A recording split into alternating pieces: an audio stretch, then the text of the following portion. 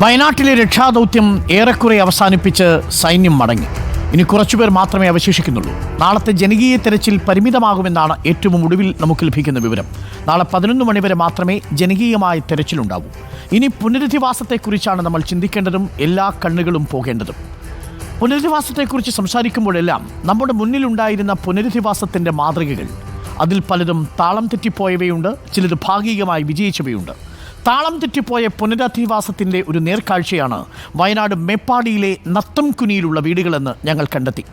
പ്രളയത്തിൽ വീടും സ്ഥലവും നഷ്ടപ്പെട്ട ആദിവാസി കുടുംബങ്ങൾക്ക് വേണ്ടി പണികഴിപ്പിച്ച വീടുകൾ ഒന്നും രണ്ടുമല്ല, 109ഓളം വീടുകൾ ഇന്നും പൂർണ്ണമായി ആ കുടുംബങ്ങളുടെ കൈകളിലേക്ക് എത്തിയിട്ടില്ല.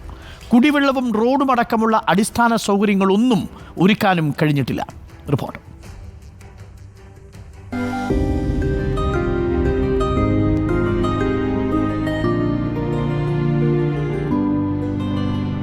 പ്രളയത്തിൽ വീട് നഷ്ടപ്പെട്ടവരെ പുനരധിവസിപ്പിക്കാനായി മേപ്പാടി പഞ്ചായത്തിലെ 3-ാം വാർഡ് 7-ാം ചിറ പാറൂർക്കുന്നിലെ നത്തംകുനിയിൽ 139 വീടുകൾ ഒരു വർഷം മുൻപാണ് പണി പൂർത്തിയായത്.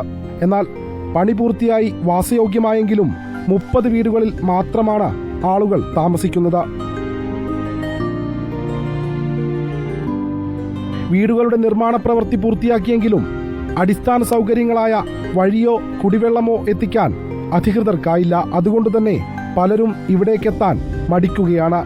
വെള്ളത്തിന്റെ തന്നെ പിന്നെ പണി അങ്ങനെ ആർക്കും കിട്ടില്ലല്ലോ. വെള്ളം ഇപ്പോൾ താഴെ കൊയിലിന് എടുക്കണം, താഴെ കൊയിലിന് കയറ്റി തരണം. അപ്പൊ നമുക്കാണെങ്കിൽ സുഖലത്തെ കൊണ്ടുപോയിട്ട് വരാനും പറ്റില്ല. താൽക്കാലികമായ പുനരധിവാസത്തിന് ഈ വീടുകൾ ആവശ്യമെങ്കിൽ ഉപയോഗിക്കാൻ കഴിയും.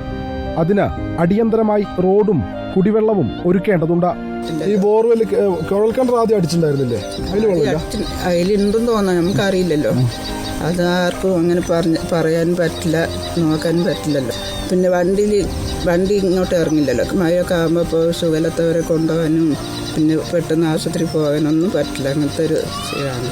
വെള്ളത്തിന് വൈൻ്റെയൊക്കെ വൈ നന്നായി കിട്ടിയാൽ മതി. 100ഓളം കുടുംബങ്ങളെ താൽക്കാലികമായി ഇവിടെ പുനരധിവസിപ്പിക്കാൻ കഴിയുന്ന സാഹചര്യം ഉപയോഗപ്പെടുത്തണമെന്ന ആവശ്യമാണ് ഉയർന്നത്. റോഡും കുടിവെള്ളവും ഒരുക്കി നത്തംകുനിയിലെ വീടുകൾ താൽക്കാലിക പുനരധിവാസത്തിനായി തുറന്നുകൊടുത്താൽ സർക്കാരിനും ദുരന്തബാധിതർക്കും അത് ഏറെ സഹായകരമാകും. വീഡിയോ ജേർണലിസ്റ്റ് സബിൻ ചെത്തിലിനോടൊപ്പം reporter Deepak Mohan in reporter, Wayanad.